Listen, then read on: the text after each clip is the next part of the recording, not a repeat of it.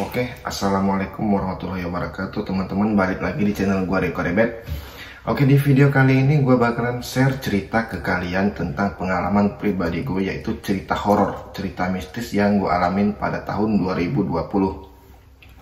Oke guys, sebelum kita masuk ke ceritanya, buat kalian yang belum subscribe silahkan di subscribe dulu channel YouTube ini supaya teman-teman gak ketinggalan video terbaru dari channel YouTube Riko Rebet.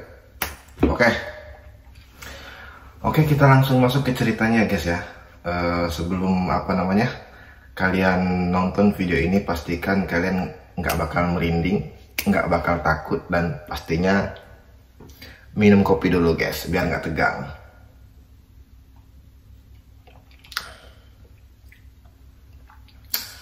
Oke guys, gua bakal ceritain ini cerita gua alamin sendiri nyata pada tahun 2020, yang mana cerita ini kalau gua pribadi sih ngerasain kayak ini cerita terhoror, termistis yang pernah gua alamin seumur hidup gua guys.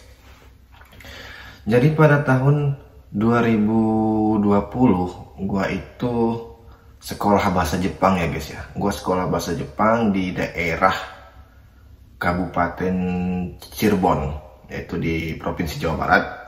Yang mana pada waktu itu gua nginep guys, di asrama di salah satu daerah yang bernama Pabuaran Babakan Cirebon.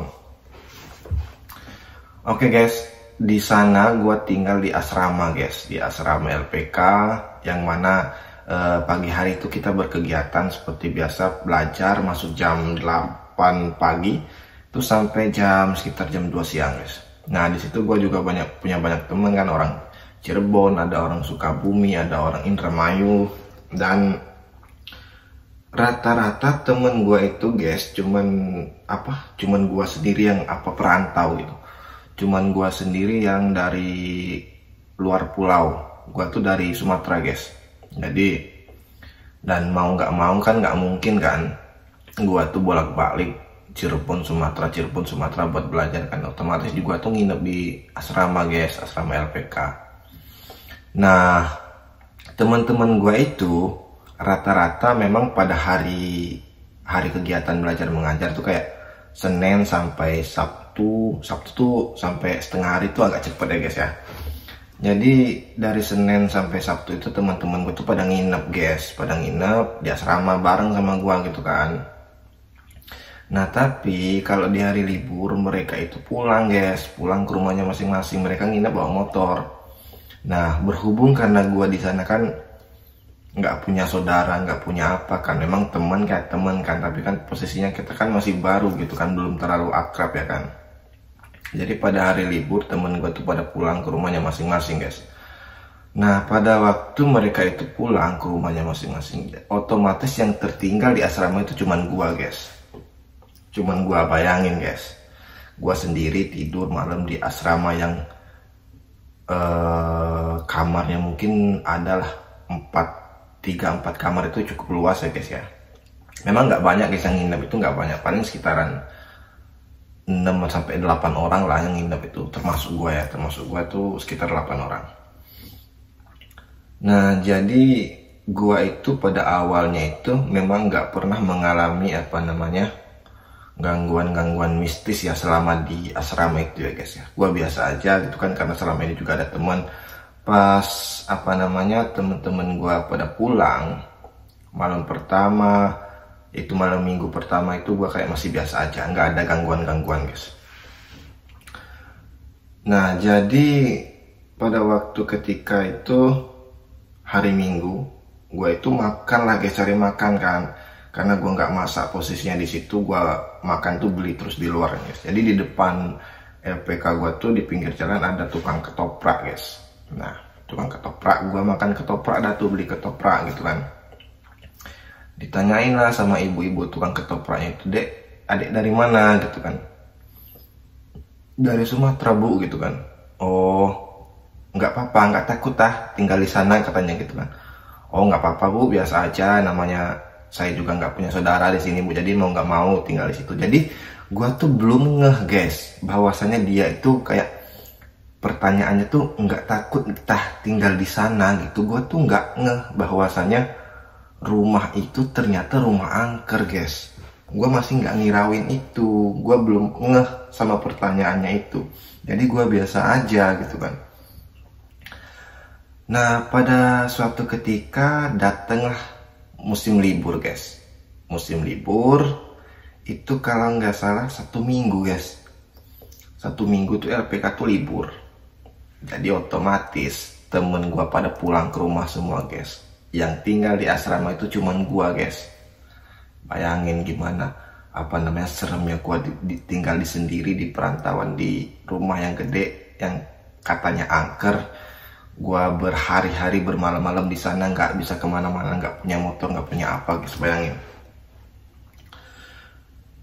Mungkin di 1 minggu itu terasa banget lamanya guys, kayak 1 bulan guys.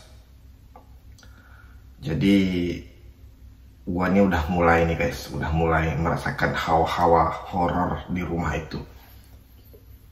Gua merinding guys, gua merinding menceritain ini. Nah, gua tuh udah mulai diganggu sama gangguan-gangguan mistis yang tak kasat mata guys. Jadi awal-awalnya tuh gue tuh digangguin kayak suara gitu kan, kayak suara orang nangis, suara orang jalan. Jadi gue potong dulu ceritanya guys. Di belakang asrama gue itu ada sumur tua guys. Sumur tua yang udah lama yang nggak kepake gitulah. Dan suasananya itu serem, bikin mencekam gitu guys. Nah, setelah gue merasakan gangguan-gangguan kecil, suara tangisan, suara suara-suara makhluk yang nggak kelihatan sama mata kita orang biasa, gue di situ udah mulai takut guys. Gue udah mulai takut karena posisinya gue sendiri kan di sana. Gue nggak punya saudara. Gue mau pulang pun libur cuma 1 minggu. Kalau gue pulang tuh ongkos bolak-balik Cirebon Bengkulu tuh udah berapa juta guys. Gue mesti naik bis, mesti nyebrang kapal feri gitu kan. Akhirnya gue mutusin buat enggak pulang. Jadi selama libur seminggu itu gue putusin buat tetap tinggal di LPK, di asrama tempat gue belajar itu.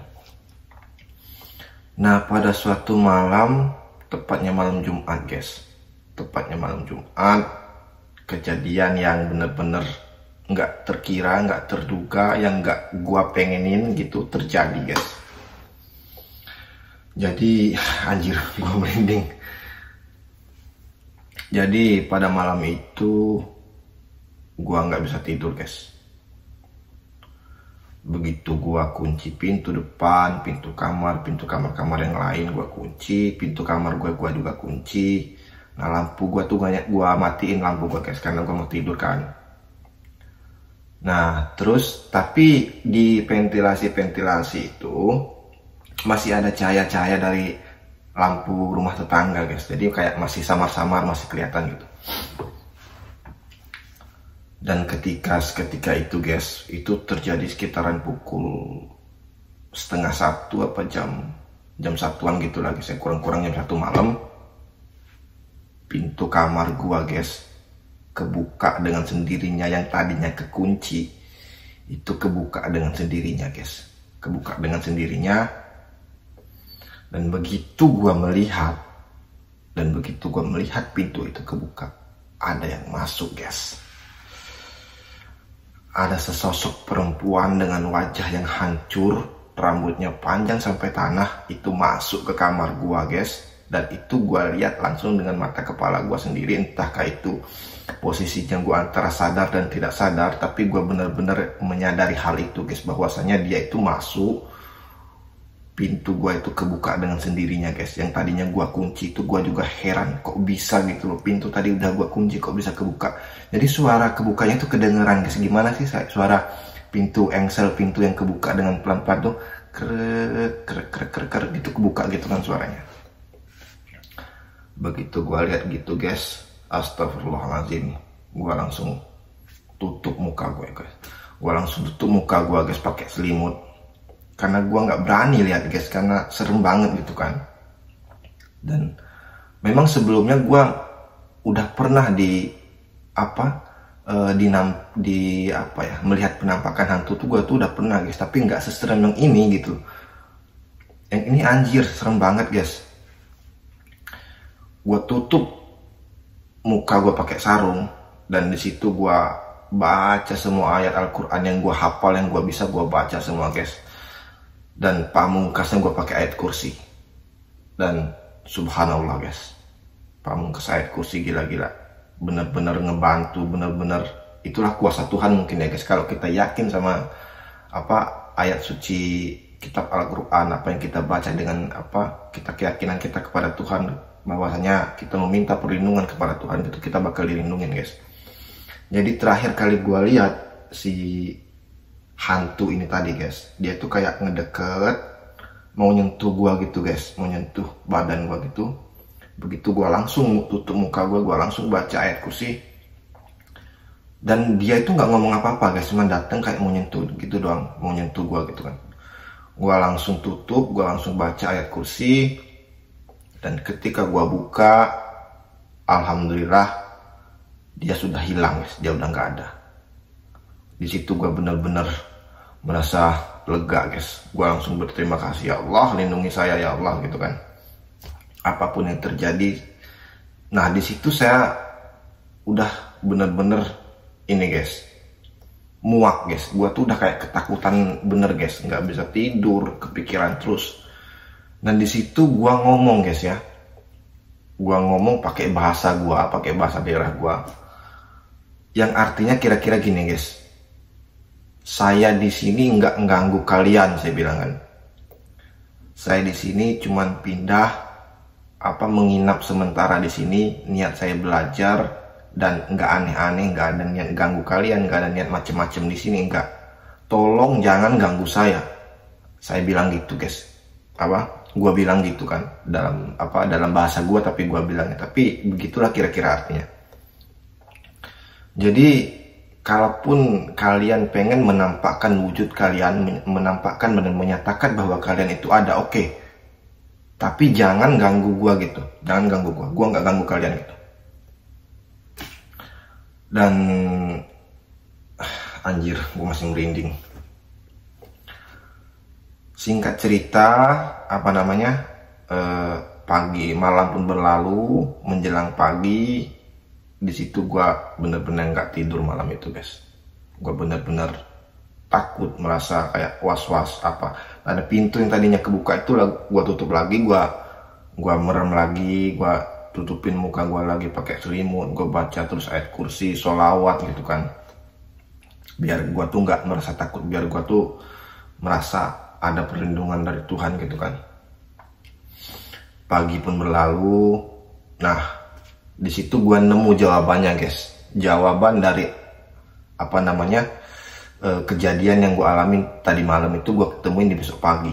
Nah di besok paginya guys, lagi-lagi gue makan di warung ketoprak ibu yang ada di depan LPK gue. Gue makan di situ. Nah disitulah gue nemuin jawabannya. Akhirnya gue nanya guys ke ibu-ibu tukang ketoprak. Bu, gue bilang gini kan, memang rumah itu angker ya bu ya? Gue nanya gitu guys, gue pancing dia guys. Emangnya kenapa dek? Ya, dia bilang gitu. Dia bilang gitu kan. Nah gue cerita lah di situ, gue ngalamin kejadian gini bu gitu. Gue diwujudin sama sesosok penunggu di sana gitu kan. Ya ampun dek, katanya gitu kan. Dia kasihan kan sama gue kan, karena gue sendiri di situ gitu. Nih ibu ceritain ya, katanya gitu kan. Ibu ceritain bahwasanya dulu itu rumah itu dek udah lama kosong katanya. Yang punya rumah itu dulu, yang nyewa di sana, ngontrak di sana itu dulunya itu tukang santet, dukun tukang santet guys. Kenapa dia pindah dari situ dek? Dia tuh diusir sama warga karena udah meresahkan lingkungan sini katanya. Gue langsung aduh, ya ampun, ternyata gue tinggal di bekas rumah tukang santet guys. Gimana nggak berhantu gitu kan? Orang tukang santet tuh kerjanya sama jin, sama hantu kan. Di situ gue langsung macet. Aduh, Tapi gue udah tenang guys, karena kejadian itu udah berlalu gitu kan. Di situ gue nemu jawabannya dari ibu-ibu yang tukang ketoprak, katanya. Tapi adek nggak apa-apa kan, katanya gitu kan. Ibu-ibu tuh nanya sama gue, adek nggak apa-apa kan? Nggak apa-apa bu, dia bilang. Alhamdulillah saya masih dilindungi sama Tuhan gitu kan. Adek kalau takut katanya, adek nginep di rumah ibu aja, katanya, sampai liburan selesai, sampai teman-temannya datang lagi gitu kan. Nah di situ gua nolak guys, nggak apa-apa bu, terima kasih gitu kan. Nggak lama lagi kok liburnya, cuman berapa kan, malam Jumat kan, Jumat, Sabtu, Minggu, Senin, cuma tinggal 4 hari lagi bu, nggak apa-apa lah, bilang, ngerepotin gitu kan. Ya udah adek kalau ini hati-hati katanya gitu kan, jangan mandi malam-malam katanya gitu. Kalau maghrib jangan duduk di luar, pintunya ditutup semua katanya gitu kan. Kalau adek benar-benar udah merasa takut, adek pindah aja ke tempat ibu sampai liburan selesai. Oh makasih banget ya bu, tapi udah bu nggak apa-apa, saya nggak mau ngerepotin gitu kan. Nah di situ gua nemu jawabannya guys, dan ibu itu juga cerita bahwasanya rumah itu tuh udah kosong lama dan baru berdiri, LPK di situ tuh baru berdiri 1 tahun guys. Dan kami ini, gua sama teman-teman gua itu murid pertama di situ guys. Bayangin. Balik lagi ke cerita, gua tuh dari awal tuh sempet curiga nih sama teman-teman gua guys. Jadi teman-teman gua tuh kayaknya tuh udah pada tahu bahwa kalau rumah di situ tuh angker gitu kan. Tapi mereka tuh kayak nggak mau ceritain sama gua guys. Kenapa gua bilang gitu? Di awal-awal tuh gua baru datang di situ, mereka tuh bilang kalau mandi jangan malam-malam ya, katanya gitu kan. Terus di setiap waktu tidur tuh mereka tuh nyalain TV guys. Nah, kenapa nyalain TV sedangkan kita kan mau tidur gitu kan? Gue tuh nggak suka kalau ada suara TV kalau mau tidur. Gue nggak bisa tidur guys. Jadi gue matiin. Nah, gue kan tidurnya kan sendiri kan di kamar yang ini, yang kamar nomor 2. Nah, teman-teman gue tuh pada tidur di depan TV guys. Ternyata itu jawabannya. Mereka itu tidur rame-rame biar nggak takut, nyalain TV biar nggak kedengeran kalau ada suara-suara horor gitu guys. Gua baru ngeh pas gua udah denger jawaban dari ibu-ibu tukang ketoprak itu guys. Ternyata mereka itu udah tahu guys, temen-temen gua itu udah tahu ya, secara mereka orang situ kan, jadi udah tahu gitu. Tapi mereka nggak mau cerita sama gua kalau kesannya di situ guys. Jadi mereka tuh nyalain TV biar nggak dengar suara-suara horor. Terus mereka tidurnya juga bareng-bareng gitu. Nah mereka pun juga heran kenapa gue berani tidur sendiri. Ya karena gue nggak tahu guys, rumah itu tuh horor, mistis, dan ada penunggunya. Jadi singkat cerita, teman-teman gue udah balik lagi ke LPK, udah berjalan lagi kegiatan seperti biasa, dan akhirnya gue pun pulang ke rumah. Teman-teman kita juga pisah. Teman-teman pas udah lulus juga udah pisah, rumah masing-masing balik gitu kan. Nah jadi dari situ hal yang bisa gue pelajarin gini guys, kalaupun kita posisinya udah kayak gitu, udah kayak yang gue ceritain tadi, mungkin si katakanlah hantu ini tadi ya guys ya, mungkin mereka ingin mewujudkan bentuk diri mereka itu, bahwasanya mereka itu ada di situ guys. Dan itu sebagai peringatan buat kita buat tidak berbuat hal-hal yang aneh, ngomong-ngomong kotor, ngomong-ngomong jorok gitu kan. Mungkin mereka itu hanya ingin menunjukkan bahwa mereka itu ada di situ guys. Nah gua nggak masalah gitu kan, gua tuh nggak masalah guys. Tapi yang gua nggak suka itu kenapa dengan harus mewujudkan dengan bentuk nyata gitu loh. Dengan sebatas suara-suara aja kan kita kan udah ngeh kan bahwa di sini ada penunggunya gitu. Nah, satu lagi pelajaran lagi yang gue dapat petik dari kejadian yang gue alamin, di saat kita udah benar-benar tidak ada pertolongan lagi dari bumi, dari manapun kita udah nggak bisa minta tolong. Posisi gue tuh udah gak bisa minta tolong lagi guys. Pas didatengin itu tuh udah malam gitu kan. Gue mau teriak mau apa juga nggak mungkin gitu kan. Mintalah pertolongan sama Allah guys. Niscaya pertolongan juga bakal datang. Yakin aja dalam hati kalian tuh, kalau kalian dihantuin, sama jin, setan dan sebagainya itu kalian pasti dilindungi sama Tuhan. Dengan jalan apa? Baca sholawat, baca Al-Quran, baca semua ayat-ayat yang kalian bisa, terutama ayat kursi guys. Itu jangan lupa guys, ayat kursi. Dan di situ gua jadi tumbuh keyakinan gua guys, tauhid gua gitu loh. Bahwasanya kalau kita tawakal sama Tuhan, apapun yang kita tidak inginkan di dalam hidup kita itu bakalan tidak terjadi guys. Misalnya yang tadi gue takut ya, gue takut dicekik apa diapain sama hantunya gitu. Ketika gue baca Al-Quran, ya Allah minta pertolonganmu, tolong lindungi aku dari segala macam gangguan. Gue dilindungi sama Tuhan guys.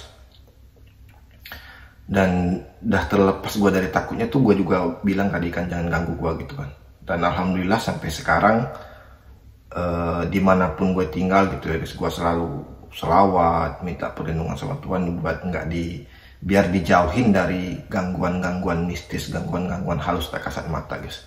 Dan alhamdulillah sampai gue tuh orangnya perantau ya guys ya. Kemanapun gue pergi, alhamdulillah sampai sekarang gue selamat dari gangguan-gangguan yang seperti itu, dari orang-orang jahat. Alhamdulillah itu semua berkat sholawat, berkat ayat-ayat Al-Quran yang kita baca gitu kan. Minta perlindungan pada Allah. Jangan sesekali kalian meminta pertolongan kayak ke dukun gitu, ke apa itu bahkan bikin masalah guys. Jadi itu yang gue mau share intinya ke kalian tuh, jangan kalau di tempat-tempat angker jangan berbuat senonoh, jangan ngomong-ngomong kotor gitu. Jadi insya Allah kalian bakal dilindungin guys. Oke, mungkin ceritanya cukup sampai di sini. Sampai ketemu di cerita selanjutnya. Buat teman-teman yang suka sama channel ini, silahkan subscribe, share, suka, dan sampai jumpa di video selanjutnya. Salam sehat.